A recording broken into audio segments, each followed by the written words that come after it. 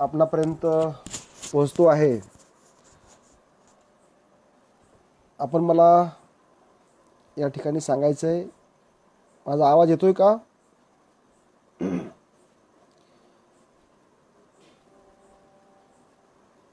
चला तर आपण सुरुवात करूयात. महाराष्ट्र देशा विचारांचं खुले व्यासपीठ फेसबुक पेज आयोजित मराठवाडा मुक्ती दिनाच्या निमित्ताने ही प्रबोधन व्याख्यानमाला, या व्याख्यानमालेचे संयोजक महाराष्ट्रातील एक फरडे वक्ते, स्वतंत्र प्रज्ञेचे निवेदक, अभ्यासक, संशोधक माझे मित्र धनाजी फड, शिल्पा वाघमारे, रचना परदेशी, प्रमोद बिरादार आणि सर्वच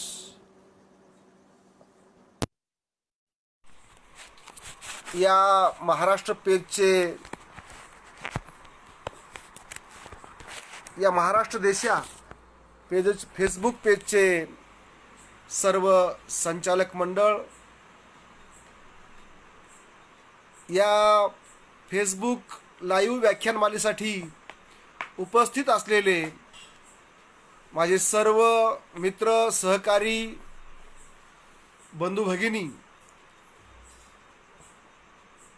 सर्वांना सर्वप्रथम मी नमस्कार करतो. मित्र हो, या लॉकडाऊनच्या काळामध्ये विचारांचा जागर अनेक समविचारी मित्रांनी एकत्र येऊन घातलेला आहे आणि त्याच पार्श्वभूमीवर हे माझे विद्यार्थी मित्र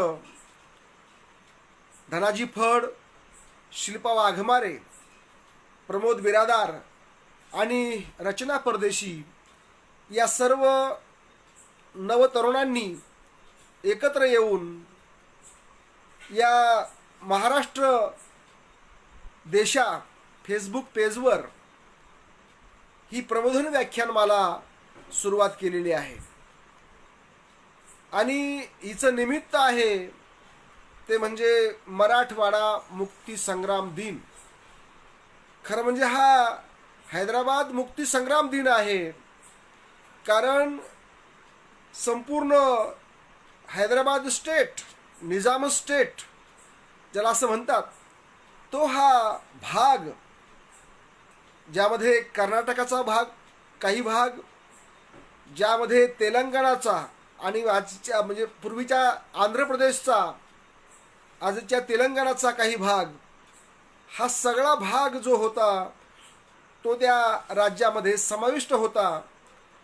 आणि 17 सप्टेंबर 1948 या रोजी निजाम हा जो या संस्थानाचा राजा होता, प्रमुख होता, हा भारत सरकारला शरण आला आणि भारतीय संघराज्यामध्ये हे हैदराबाद संस्थान विलीन करण्यात आलं आणि तेव्हापासून हा जो भूभाग आहे, हा भूभाग निजामाच्या आधिपत्याखालून मुक्त होऊन स्वतंत्रपणे न राहता हा भारताच्या संघराज्याचा एक भाग म्हणून सामील झाला. आणि म्हणून हा जो 17 सप्टेंबर हा दिवस आहे, हा विशेष दिवस म्हणून साजरा केला जातो. आणि विशेषतः आपला जो मराठवाडा हा भूभाग आहे, या भूभागानं हा आनंदोत्सव साजरा केला. महाराष्ट्राच्या देशाच्या एकूणच जडणघडणीमध्ये या भूभागाचं एक वेगळं महत्त्व राहिलेलं आपल्याला पाहायला मिळतं. आणि पुढे जेव्हा 1 मे 1960 रोजी संयुक्त महाराष्ट्र झाला, संयुक्त महाराष्ट्रामध्ये हा जो आपला भूभाग आहे, ज्याला मराठवाडा या नावानं संबोधलं जातं, हा मराठवाडा भूभाग या संयुक्त महाराष्ट्रामध्ये सामील झाला आणि बिनशर्तपणे महाराष्ट्राचा झाला असा हा मराठवाडा. तर खरं म्हणजे हा जो मराठवाडा आहे, हा मराठवाडा म्हणजेच त्यागभूमी. या ठिकाणी मला जो विषय दिलेला आहे संयोजकांनी आपल्यासमोर व्यक्त होण्यासाठी, तो म्हणजे मराठवाड्याची साहित्य संस्कृती. अत्यंत महत्त्वाचा हा विषय, ज्याला मी कितपत न्याय देईल हे मला माहीत नाही, परंतु या निमित्तानं एक चिंतनाची दिशा जरी स्पष्ट झाली तरी माझ्या दृष्टीनं ती मोठी उपलब्धी असणार आहे. या दिशेनं विचार करणं ही फार एक आवश्यक अशी गोष्ट आहे. या महाराष्ट्रामध्ये बिनशर्तपणे आपण सहभागी झालो, परंतु या महाराष्ट्रानं आम्हाला काय दिलं आणि या महाराष्ट्राकडून आपण काय मिळवलं, आणि म्हणून त्या वाटचालीमध्ये आपला नेमका काय वाटा आहे मराठवाड्याचा, तो या निमित्तानं आपण अधोरेखित करणार आहोत. आणि म्हणून मराठवाडा हा जो भाग आहे, या भागाची साहित्य संस्कृती काय आहे त्याचाही विचार झाला पाहिजे. खरं म्हणजे मराठवाडा मुक्ती दिनाच्या निमित्ताने म्हणा किंवा हैदराबाद मुक्ती दिनाच्या निमित्ताने म्हणा, दरवर्षी चिंतन होत असतं, परंतु आपण फक्त एकाच बाजूने विचार करतो की निजामाचं राज्य होतं, रजाकारी होती आणि त्यामुळं राजा उर्दू भाषिक तर जनता मराठी भाषिक, अशा प्रकारच्या चर्चा आपण करत असतो. परंतु आता खऱ्या अर्थानं आपण थोडंसं पुढे आलं पाहिजे. राजा निजाम असला काय किंवा अजून कुणी असला काय, राजा हा शेवटी राजा असतो आणि प्रजा ही शेवटी प्रजाच असते. आणि म्हणून जनतेच्या बाजूनं आपल्याला विचार करावा लागणार आहे की या जनतेनं जो काही त्याग केलेला आहे इथल्या सत्तेसाठी, इथल्या सगळ्या संस्कृतीसाठी, त्याचं एक प्रतिबिंब हे साहित्यामध्ये पडत असतं. आणि ते नेमकं कसं पडलेलं आहे याचा शोध घेणं मला असं वाटतं अत्यंत महत्त्वाचं आहे. तर खरं म्हणजे हा जो मराठवाडा आहे, हा मराठवाडा ही भूमीच अत्यंत एक सुपीक अशी भूमी आहे मराठवाडा. आता संपूर्ण जो काही भूभाग आहे मराठी भाषिकांचा, त्याला आपण महाराष्ट्र म्हणतो, महाराष्ट्र. पण या महाराष्ट्राची जी मराठी आहे, जी मूळ भाषा आहे, जी मातृभाषा आहे, ती मातृभाषा कुठं उत्पन्न झाली असेल बरं? तर बहुतांश विद्वानांचा असा कयास आहे की ही जी मराठी भाषा आहे, ही मराठी भाषा ज्या भूभागामध्ये जन्माला आली असेल तो भूभाग म्हणजेच आजचा मराठवाडा होय. मराठवाडा याचा उल्लेख रामायणामध्ये दंडकारण्य असा केला गेलेला आहे. हा भूभाग जो आहे हा दक्षिण पथातला हा भूभाग आहे. म्हणजे भारताचे आपण जर 2 भाग भौगोलिक दृष्ट्या कल्पिले तर एक भाग उत्तर पथ आणि दुसरा भाग दक्षिण पथ. म्हणजे आपला जो भारताचा नकाशा आपण बघितला तर हा नकाशाच मुळात उत्तर दक्षिण पसरलेला आहे. एक लंबोळका असा भूभाग उत्तर दक्षिण, आणि त्या दक्षिणेमध्ये हा मराठवाडा वसलेला आहे. म्हणजे भारताचे दोन भाग होतात, उत्तर भारत आणि दक्षिण भारत. तर त्यापैकी आपला जो मराठवाडा आहे हा दक्षिण भागातला आहे, दक्षिण भारतातला आहे. आणि म्हणून आपली जी काही नाळ जोडलेली आहे ती प्रामुख्यानं दक्षिणेशी जोडलेली आहे. ही गोष्ट आपण लक्षात घेणं फार गरजेचं आहे. उत्तर भारतामध्ये आर्यांचा शिरकाव लवकर झाला, किंबहुना उत्तर भारतामध्ये आपण बघितलं तर बहुतांश जे काही परकीय लोक होते, आक्रमक होते, या आक्रमकांनी लवकर शिरकाव केलेला आहे. उत्तर भारतावर परकीयांचं वर्चस्व फार लवकर बसलेलं आहे. त्या मानानं दक्षिण भारत म्हणजे आपला जो भूभाग आहे हा मूळतः प्रकृतीशी म्हणजे मूळ निवासी लोकांच्या प्रकृतीशी हा अत्यंत जवळून राहिलेला आहे. उत्तर भारतामध्ये अनेक लोक आले, अनेक वंशीय, अनेक परकीय लोकांनी तिथं आपलं साम्राज्य. त्या मानानं आपला जो मराठवाडा हा भूभाग आहे हा नर्मदेच्या अलीकडचा भूभाग, म्हणजे खरं म्हणजे हा जो भूभाग आहे म्हणजे महाराष्ट्राची सुरुवात आपण जर बघितली तर नर्मदेच्या अलीकडचा भाग, म्हणजे पुढे आपण बघितलं तर मध्य प्रदेश, म्हणजे पूर्वी त्याला वऱ्हाड मध्य प्रांत असं म्हटलं जायचं. इंग्रजी आमदानीमध्ये हा जो भाग होता पलीकडचा महाराष्ट्राचा म्हणजे मराठवाड्याच्या लगतचा हा भाग होता मध्य प्रांत वऱ्हाड. सी.पी. बेरार इंग्रजांनी आपल्या राजकीय सोयीसाठी त्याची जी रचना केली होती ती म्हणजे सी.पी. बेरार म्हणजे सेंट्रल प्रांत बेरार, म्हणजे मध्य प्रांत वऱ्हाड हा जो भाग होता हा या महाराष्ट्राची सुरुवात. म्हणजे पलीकडे नर्मदा, नर्मदेच्या पलीकडे आपण जर बघितलं तर जबलपूर, इंदौर मध्य प्रदेश. परंतु मराठी जो काही माणूस होता या मराठ्यांनी पार नर्मदेपर्यंत किंवा पार दिल्लीपर्यंत किंवा पार आटकेपर्यंत, म्हणजेच आपण जर बघितलं तर पानिपत पर्यंत हा मराठा माणूस पोहोचलेला होता. आज हरियाणामध्ये पानिपत आहे, सोनीपत, पानिपत हरियाणाच्या हरियाणाचा भाग आहे हा. परंतु त्या हरियाणा पर्यंत सुद्धा मराठी माणसानं मजल मारलेली होती. वेडात दौडले वीर सात, म्हणजे आटके पार झेंडा लावणारा हा मराठी माणूस हा मूळ मराठवाडी माणूस आहे. आणि त्याची जी संस्कृती आहे ही मुळातच अत्यंत काटक अशा प्रकारची संस्कृती आहे. मराठवाडा या शब्दाची आपण जर फोड करू लागलो तर मरहाटवाडा, मर अधिक हाट. मर म्हणजे काय, हा दाक्षिणात्य शब्द आहे, हा कानडी शब्द आहे. आणि मर म्हणजे झाडी असा त्याचा अर्थ आहे. मरहाट आणि हाट म्हणजे प्रदेश, म्हणजे झाडीचा प्रदेश. आणि महानुभावांनी सुद्धा ह्याला झाडी मंडळ म्हणून महाराष्ट्र म्हणजे असं म्हटलेलं आहे. म्हणजे हा जो झाडीचा प्रदेश आहे, प्रचंड झाडी या भागामध्ये होती, प्रचंड डोंगर दऱ्यांचा हा भाग आहे, 5 नद्यांचा, पंचधारांचा प्रदेश. अशा प्रकारे या प्रदेशाचा उल्लेखच या भागातले एक अभ्यासक प्रल्हाद लोलेकर हे करतायत.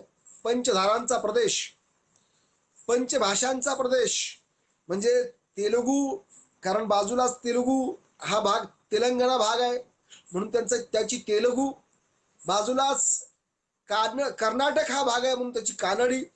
तेलुगू, कानडी, राजा उर्दू होता आमचा म्हणून उर्दू. आणि त्याचबरोबर इथली जी मूळ भाषा आहे ती म्हणजे मराठी. अशा प्रकारे पंचभाषांचा हा जो भाग आहे हा मराठवाडा आहे. तर महाराष्ट्राचा भौगोलिक आपण जर भाग बघितला तर त्यातला हा गाभा असा हा मराठवाडा आहे. इथं प्रामुख्यानं आपण जर बघितलं तर सह्याद्रीच्या डोंगर रांगाही आलेल्या आहेत. माहूर पर्यंत आपण जर बघितलं तर माहूरच्या भागामध्ये सह्याद्रीचा पर्वत जो आहे त्याच्या डोंगर रांगा आलेल्या आहेत. तर इकडं लातूरचा भाग आपण जर बघितलं मराठवाड्याचा तर इकडं बालाघाटच्या डोंगर रांगा आलेल्या आहेत. म्हणजे बालाघाटच्या खुरट्या डोंगर रांगांनी नटलेला आणि तिकडं पार सह्याद्रीच्या डोंगर रांगांनी आलेला असा हा भाग जो आहे तो मराठवाडा या नावानं ओळखला जातो.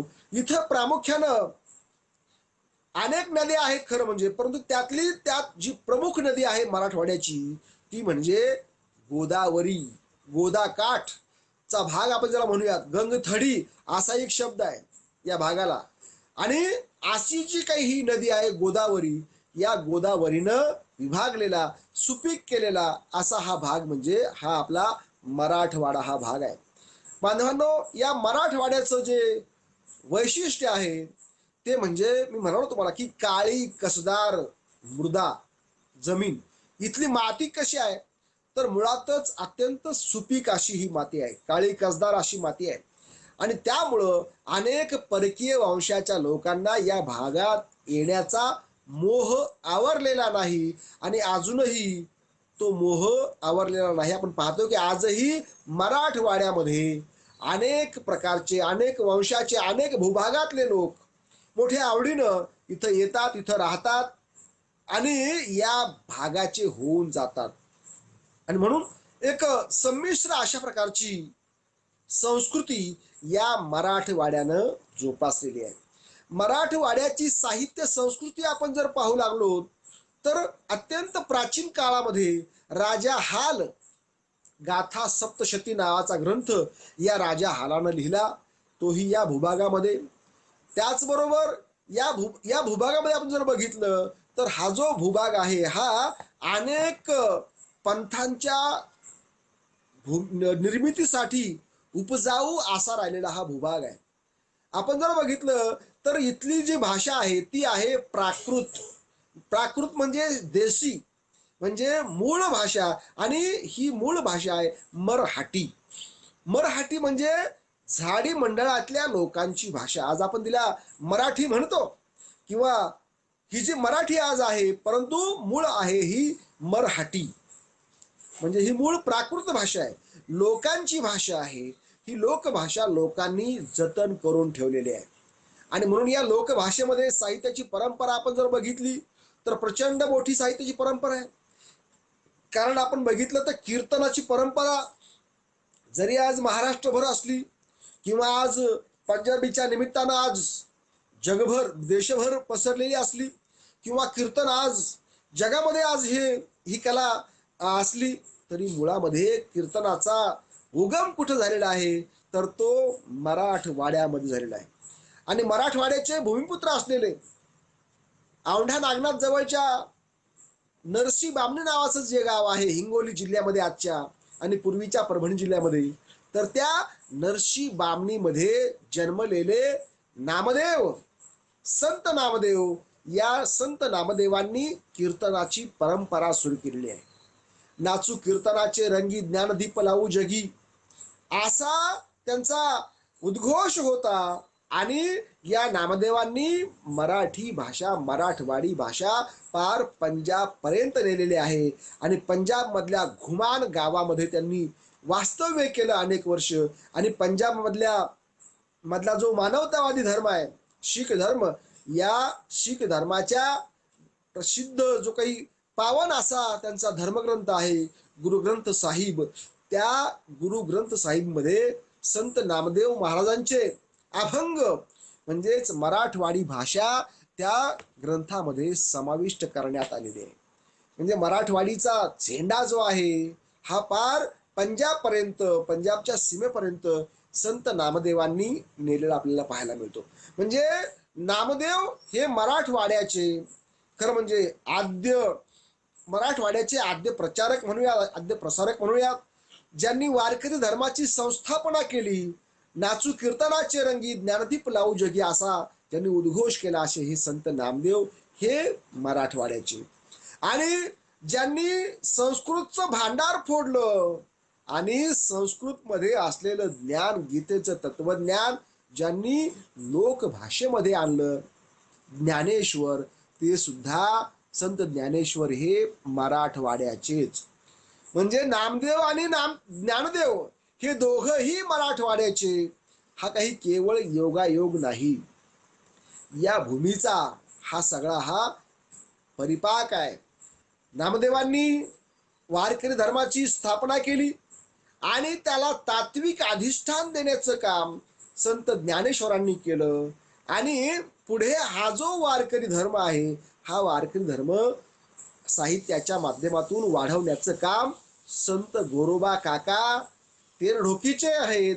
संत गोरोबा काका, ज्याला संत वाङ्मयातले सर्वात ज्येष्ठ वयोवृद्ध आणि परिपक्व संत म्हणतात, ते गोरोबा काका हे सुद्धा मराठवाड्यातले तेरढोकीचे, जिला संता मळ्याची संत रोप म्हणजे जाईचा वेल म्हणतात, अशी नामयाची दासी आणि जिनं प्रचंड विद्रोह करणारे अभंग लिहिले.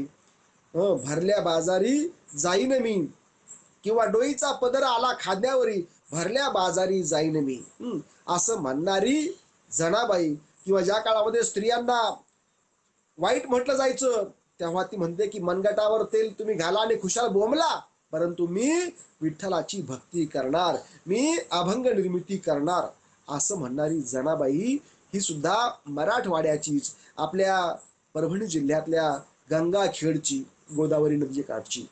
संत विसोबा खेचर हे नामदेवांचे गुरु, हे सुद्धा औंढा नागनाथचे. म्हणजे महाराष्ट्राची, मराठवाड्याची ही साहित्य परंपरा आपण जर बघायला लागलो, तर हिची सुरुवात या साहित्याची सुरुवात जी आहे ही नामदेवांपासून होते आहे.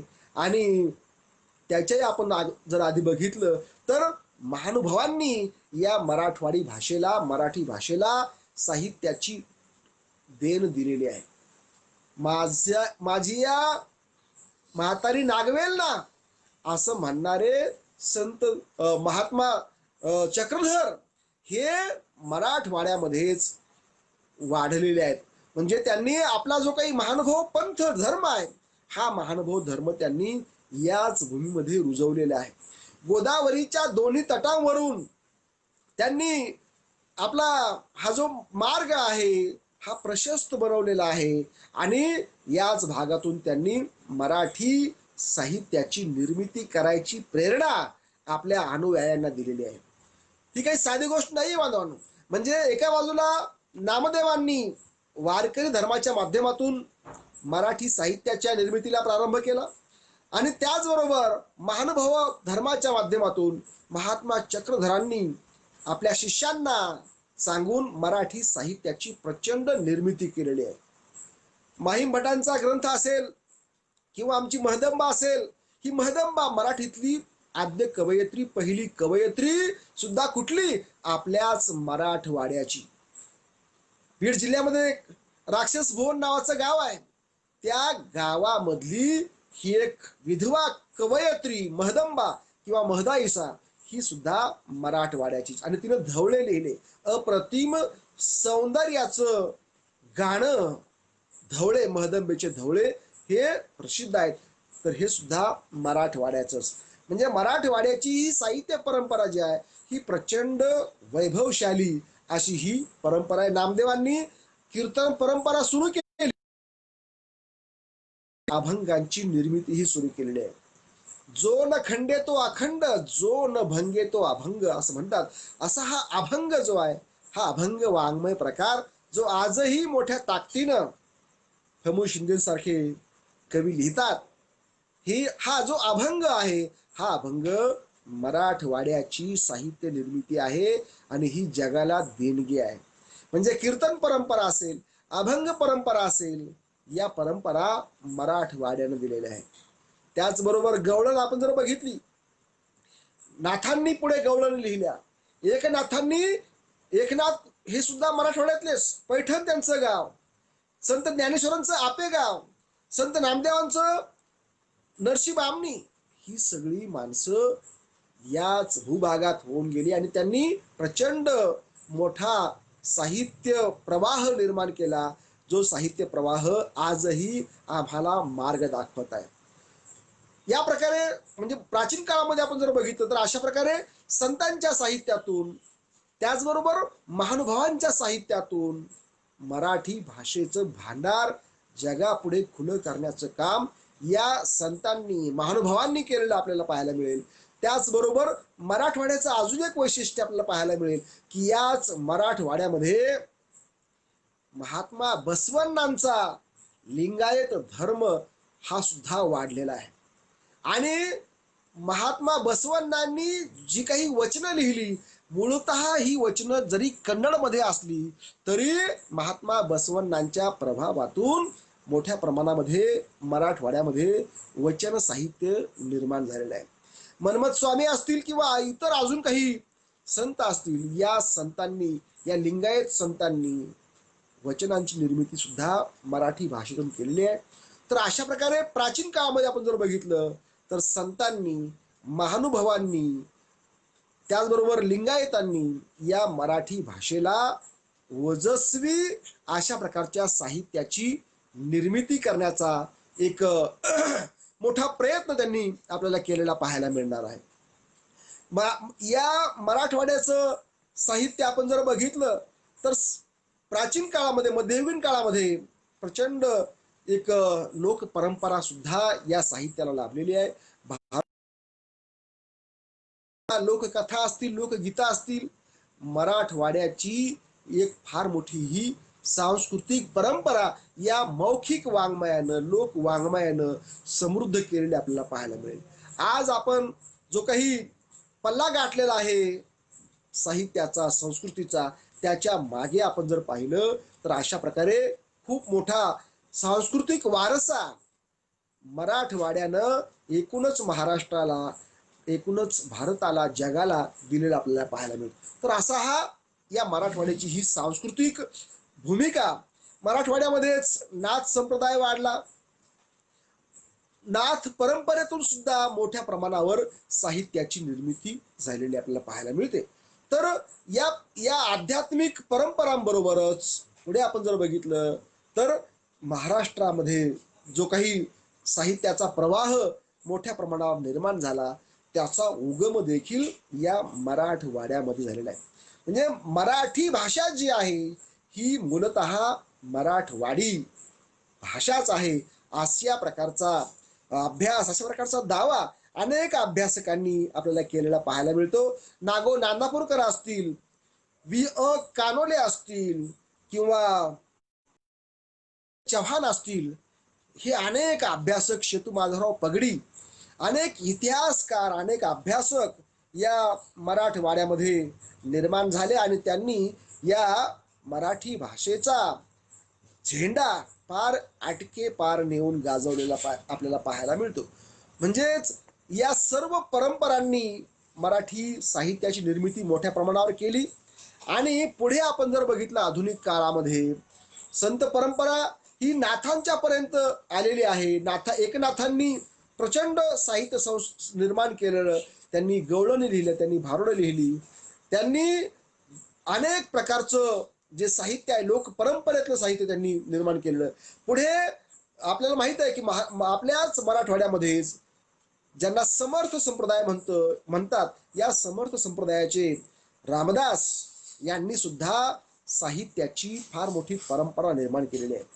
जांब समर्थ नावाचं गाव आहे जालना जिल्ह्यामध्ये, आणि या जालना जिल्ह्यामधले समर्थ रामदास, ज्यांना समर्थ म्हणतात, त्यांनी समर्थ संप्रदाय पुढे स्थापन केला आणि त्या संप्रदायाच्या माध्यमातून त्यांनी साहित्य लिहिलं, ज्यामध्ये मनाचे श्लोक हे आजही एक उत्कृष्ट काव्य म्हणून त्याची गणना केली जाते.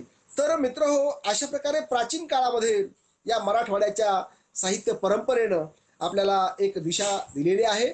पुढे आधुनिक काळामध्ये आपण जर बघितलं, मी म्हणालो तुम्हाला की 1960 रोजी बिनशर्तपणे हा जो मराठवाडा भूभाग आहे हा महाराष्ट्रामध्ये सामील झाला आणि त्यानंतर या मराठवाड्याचा एक स्वतंत्र चेहरा आपल्याला पाहायला मिळतोय.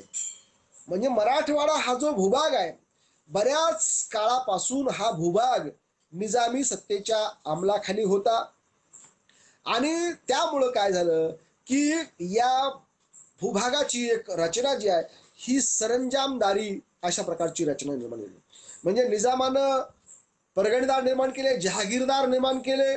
या जहागीरदारांनी काय केलं, गावागावामध्ये पाटलं निर्माण केले, पांडे निर्माण केले. आणि या पाटील पांड्यांनी काय केलं तर गावाचं शोषण केलेलं आहे. म्हणजे गावगाड्याचं शोषण करायचं आणि निजामाचं घर भरायचं. निजामाच्या अशा प्रकारे सत्तेचं जे काही भाग होता म्हणजे त्यांनी फायदा घेतला आणि शोषण मात्र या इथल्या सामान्य जनतेत झालेलं आहे. म्हणजे मराठवाडी जनतेचं, सामान्य जनतेचं झालेलं शोषण जे आहे, हे शोषण पुढच्या काळामध्ये साहित्यामध्ये आलेलं आपल्याला पाहायला मिळतं. आणि असं साहित्य जे आहे त्या काळामध्ये, हे प्रामुख्याने त्या काळामध्ये बी रघुनाथ यांचं साहित्य आपल्याला पाहायला मिळतं. बी रघुनाथ असतील, देवीसिंग चव्हाण असतील, महंत नागराज बाबा असतील, यांनी फार मोठं योगदान या मराठी साहित्याला दिलेलं आहे.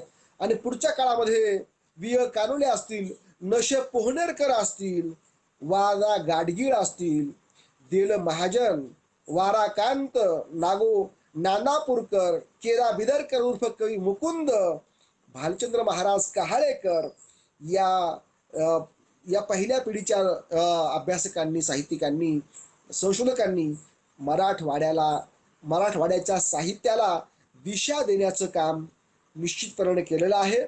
आणि त्यानंतरच्या काळामध्ये मराठवाड्यामध्ये मग नरहर कुरुंदकर असतील किंवा इतर जे काही साहित्यिक विचारवंत असतील, अभ्यासक असतील, त्या अभ्यासकांनी या मराठवाड्याच्या साहित्याला एक दिशा देण्याचं काम आपल्याला केलेलं पाहायला मिळतं. आणि साठोत्तरी काळामध्ये मित्र हो, प्रामुख्यानं हा साठोत्तरी काळ म्हणजे विविध चळवळींचा काळ आहे.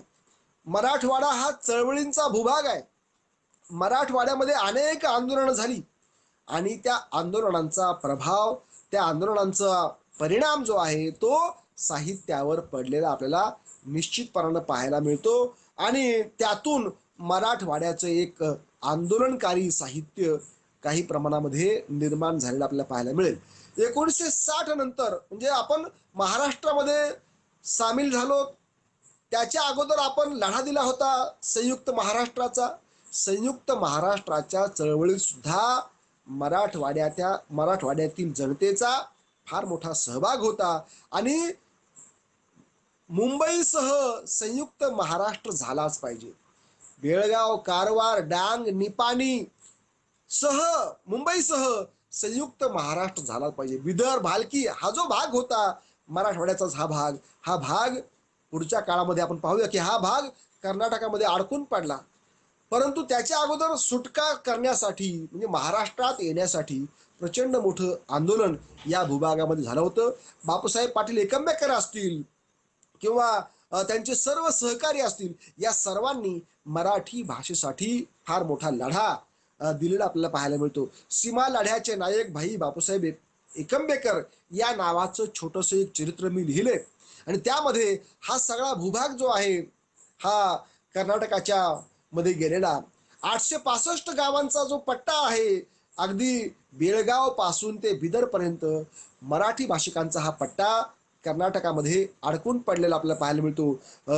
जो काही भाषावार प्रांत रचना झाली त्यामध्ये जी चुकीच्या पद्धतीने ही सगळी गावं गेली आणि त्यामुळे त्यातून सुद्धा प्रतिबिंब म्हणून अनेक साहित्यिक निर्माण झाले. आमच्या इथं जवळच होळसमुद्र नावाचं गाव आहे आणि त्या ठिकाणचे आमचे कदम हे गुरुजी हे फार मोठे एक साहित्यिक आहेत. त्याचबरोबर बिरादार वकील होते आमच्या हुमनाबादचे, ते सुद्धा एक मोठे साहित्यिक या भागामध्ये होऊन गेलेले आहेत. तर अशा प्रकारे या भागामध्ये सुद्धा मराठवाड्याची ही साहित्य संस्कृती चळवळ सुरू आहे. मराठवाडा साहित्य परिषदेनं सुद्धा एक मोठा भूभाग या साहित्यामध्ये व्यापलेला आहे आणि त्यातून सुद्धा साहित्यिकांची एक मोठी पिढी निर्माण होत आहे. प्रामुख्यानं मराठवाड्याच्या साहित्याला गाजवण्याचं काम कोणी केलं असेल तर मला असं वाटतं की ते दलित आत्मकथनांनी केलेलं आहे.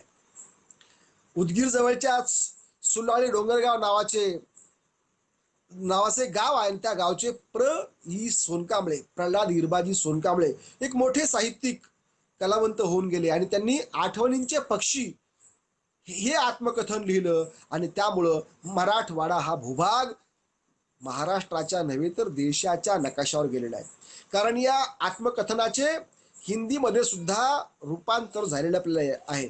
यादव के पंछी या नावानं सूर्यनारायण रणसुभे सरांनी या आत्मकथनाचं भाषांतर केलेलं आहे आणि त्यामुळं मराठवाडा हा भूभाग देशाच्या नकाशावर आपल्याला गेलेला पाहायला मिळतो.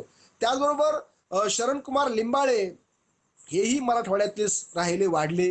त्यांनी सुद्धा आत्मकथनाच्या माध्यमातून मराठवाड्याच्या भाषेला महाराष्ट्रभर पोहोचवलेलं आपल्याला पाहायला मिळतं. त्यांचं आक्करमाशी हा प्रसिद्ध आत्मकथन होतं. त्याचबरोबर लक्ष्मण गायकवाड उदगीर जवळच्या देवणी या गावामध्ये ते वाढले. धनेगाव हे त्यांचं गाव. तर त्यांनी सुद्धा आत्मकथन लिहिलं उचल्या या नावाचं. तेही फार गाजलं.